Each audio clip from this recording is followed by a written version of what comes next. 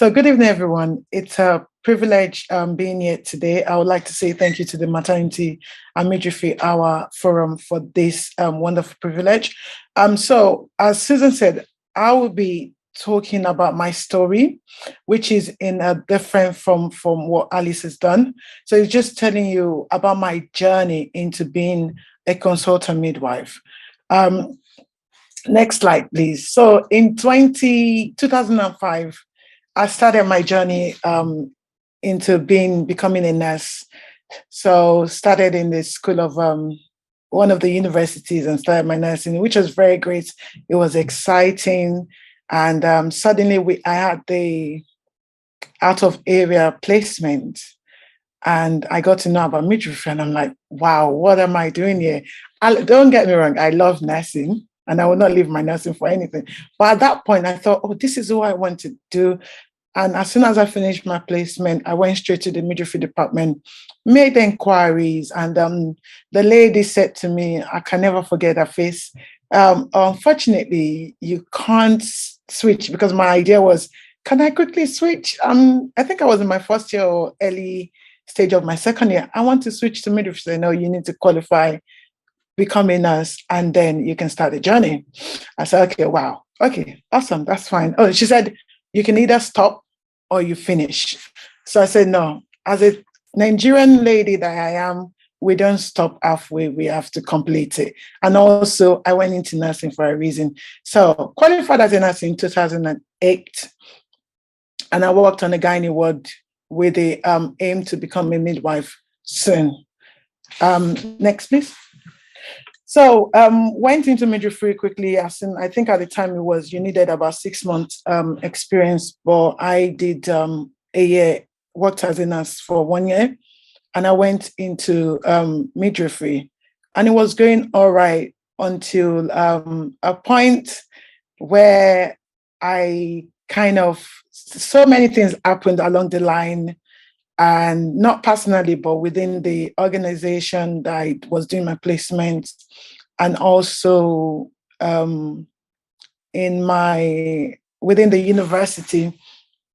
And unfortunately, did my OSCE, didn't go well, and boom, I failed OSCE, and for the first time, I had to resit, failed the second time. And within me, I was thinking, oh, there will be an opportunity because back in the days, you have the opportunity to step up for 6 months and then you come back, or you step up for a year and then you come back. But I wasn't given that opportunity.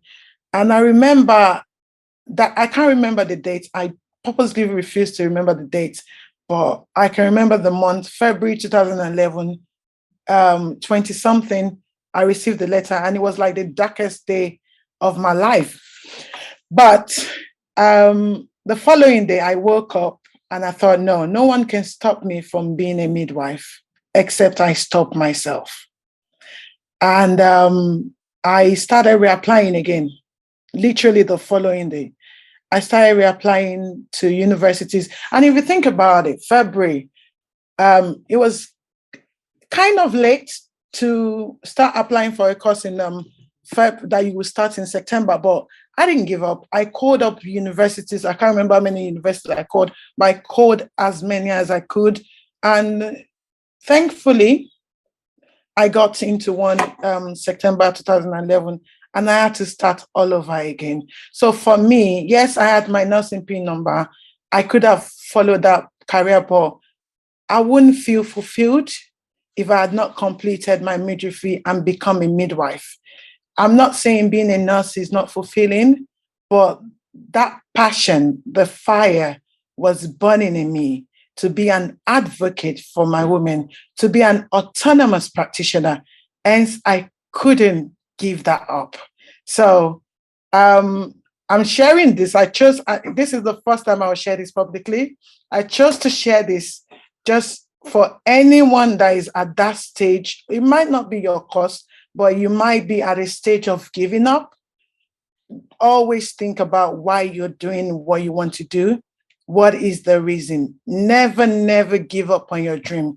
Do not let your circumstance, people around you, or the organization, or anything whatsoever to determine the achievement of your dream. Next, please. So there came light at the end of the tunnel. Went into, did my midwifery all over again. And along the line, everything went okay. It wasn't all smoothly, but, was one of the best students, and I'm grateful to God for that. Just before I qualified at that time, I saw one of our lecturer practitioner. And I looked at her, I said, one day I would like to be like Sheila Bodwin. She was very inspiring, just like the way she was very passionate about teaching us. She would go extra mile. And I said that, and I just forgot about it. So this was in 2012, end of 2012. And towards finishing my course as well, I asked one of the lecturers, I said, I would like to do my master's. What do I need to do? They advised me, know the art of midwifery before going into furthering your course. I said, okay, no problem. Know the art of midwifery. So, and they said, give yourself like 2 years. So I went into, so remember the person that was stopped from achieving what she wanted to achieve, then became a bright student. And I didn't let down my guard at all. I reflected on the bad experience, and I learned a lot, and I used that to my advantage in becoming a midwife. So by the time I finished, or even before I finished, 3 months into finishing, I had about 3 jobs waiting for me. So it was a matter of which one do I go to, So, and I then started networking at that point, talking to colleagues from other trusts. When I meet someone, you're doing midwifery, keep the contacts. The power of networking is very, very important. So being the kind of person I am, wanting to do more for my women, wanting to always provide safe and effective care, I finished my preceptorship program quickly. So in choosing the trust I worked in at as a midwife, newly qualified midwife, I looked at the preceptorship program. That was my determining factor, to look at the preceptorship program. And that was what made me choose the trust I worked at. So finished my preceptorship quickly, and it was a matter of what can I do next? There are some opportunities that will be lying around. Sometimes if you don't put yourself forward, you won't be able to take them up. And those are the things that will give you voice as well. So one of the things I did afterwards was, aside speaking to people, I was able to deduce what I could do to be able to contribute towards the care of the women. And one of the things I did was I volunteered to do some auditing, working with the risk midwife, and participating in audits as a fairly newly qualified midwife at the time changed everything about my practice. It changed my reasoning, my documentation. Oh my God, went to another level. I was very cautious about the things that I did, the way I provided care for my women. I was very, I was more particular about the guidelines as well. So he awakened the critical reasoning in me, which was a great thing. And everyone, remember I talked about wanting to do masters. So after the first year, my lecturer that said 2 years. So I was running with that 2 years within me, that, okay, 2 years. So after the first year, I'm like, I need to start thinking. By the time it was 18 months, I was a bit restless that, okay, I need to do my masters. But everyone I spoke to, when they asked me, what do you want to do your masters in? I'm like, I don't know. I just want to do a master's, but I don't know what I want to do a master's in, And at that point, it was as if I didn't know what I wanted to do, but I knew I wanted to do a master's. And then the opportunity came to do for research. Next, please. So I had the opportunity to do a master's in clinical research. It was a journey getting onto that as well. So I call it opportunity because my tuition fee was paid for. They paid my salary for 1 year, and they paid the trust to keep my job as well. So for me, even though at the time, I didn't really, every student on this call would tell you, I don't like research. I was a qualified midwife then and a nurse.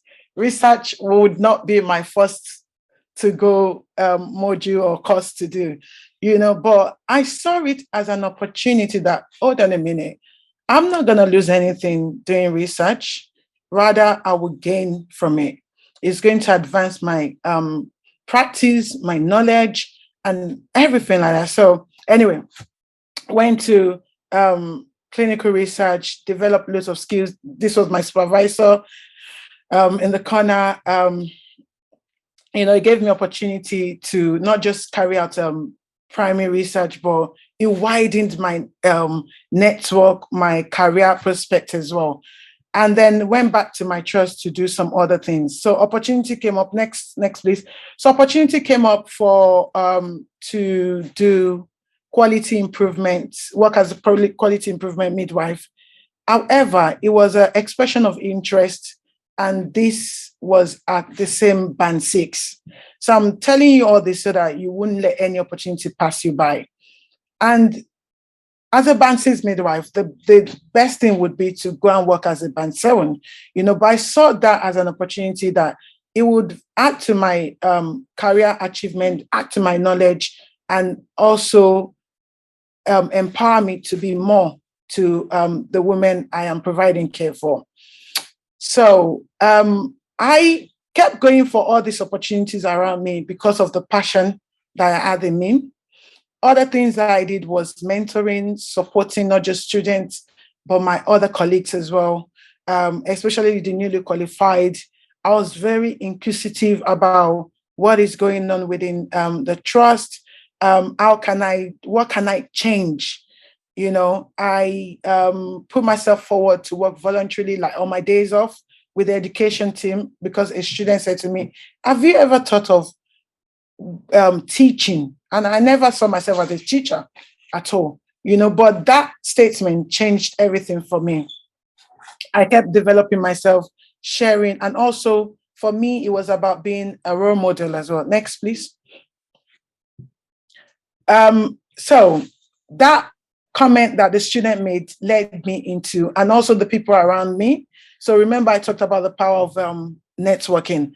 The people around me, my friend Natoya Mambi at the time, and my mentor Adiola Filani, they called me. I was in Nigeria then. They called me and said, "Oh, there's a job going on." So if I take you back to the beginning of my my presentation, I talked about Sheila Baldwin. So Sheila had now retired, and this was her job. Remember what I said in 2012? This was 2017. So they called me and said, "Oh, I should go for the job." And I said, and I came back, I thought I would do it. But anyway, I didn't go for it.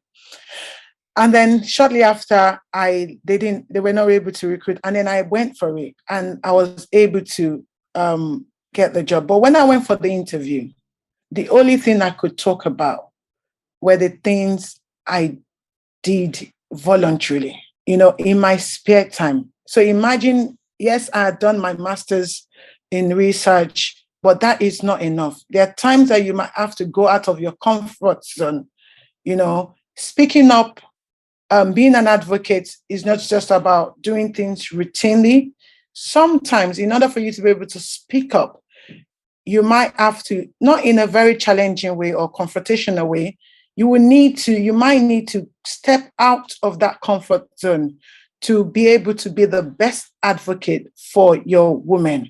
So me doing the things I did voluntarily, I was able, because there were some other people that were way experienced than myself that attended this interview. But yes, grace of God is there. But for me, it was about, what have you done? Interviews is not about answering the questions, but what are the things that you've done? And that goes with our jobs as well. If you want to be the best practitioners, what are the things you're doing outside your daily long days, early shift, night shift? What are the things are you adding to your practice? Are you adding to your knowledge as well? Being a lecturer practitioner was fantastic, aside for the admin aspect. Alice is smiling. Yeah, so aside for the admin aspect, I love teaching, and I'm still going to continue to teach. Next slide, please. And then afterwards, 2020 was not my year at all, in the sense that, I got to, at one point, as you can see, I'm young, and I get, sometimes I like challenges. So sometimes I get bored, and I love challenges. If I'm not being challenged, I just move on. I want new experience, So 2020, it doesn't mean I don't stay long in my if you want me to stay longer with you, give me more challenges. I just love challenges. Anyway, 2020, I thought it's time to move on. And I went for different interviews, it was difficult. It was very difficult. But one thing, I did not give up. I kept reflecting, getting feedback. Some feedback, is not right. Then they're not saying the truth, is because they've got someone, but I didn't let that deter me. I was focused on my goal. What do I want to do? How can I be more? How can I contribute more to the midwifery practice? How can I be a voice for my woman? So anyway, I went on to becoming a practice experience facilitator, in order to be able to, and I enjoyed that aspect as well. It was outside midwifery. It gave me an insight into the corporate nursing world. I continued with my teaching as well. And along the line, I then saw an opportunity to work. It was a 6-month secondment. And I didn't let that 6 months, the fact that it was 6 months, to deter me. I saw it as an opportunity to further add or contribute to the transformation plan. So I worked for the local maternity system, and that changed the narrative for me in my career. It reminded me of the passion for midwifery, and I thought, okay, this is it. We are going down this lane. So next slide, please. Everything that I've done or achieved, yes, one, through the grace of God. Grateful to my family for their support, especially my mother. But the support and networking with the Nigerian Nursing Charity Association UK, and also Society of African and Caribbean Midwives, their support was so great. Like, it was, I needed, like talking to mentors, and I'm still utilizing that to date. Interview, mentorship, even my line manager at the time, Kitoriaki, she was very fantastic. Marsha, I can't mention all my mentors, they were very, very supportive. And that, if you want to go higher, or be not just going higher does not necessarily mean being promoted. Sometimes you might want to go sideways, or you want to have a voice. You need that mentor. You need a mentor in your career journey. You need someone to guide you and support you. My time is almost up. Next slide, please. So I am very grateful for these two associations. Please, next slide, Amy. Thank you. So here we are. The journey has been not so smooth, but we are where we are now. Consultant midwife. It is indeed a great privilege, being a consultant midwife. It has been my dream. The first time I applied for a consultant midwife role was in 2019. I didn't get it, but I didn't let that discourage me. But I did not apply for it again until this year.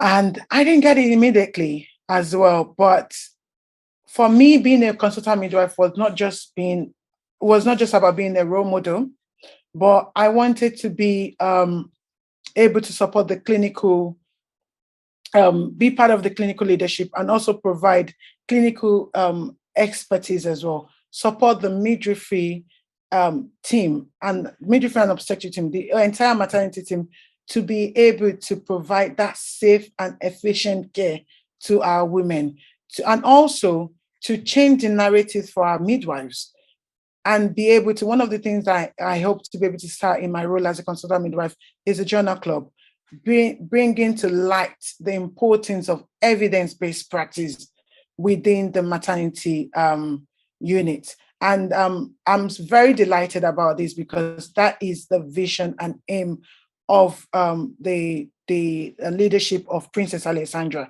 So they're very in full support of it. Next slide, please. So we can all have dreams, but when you don't do anything with your dream, it remains a dream. Achieving your dream is about working hard and being determined. No dreams come to fulfillment without you working towards it. And remember what I started with.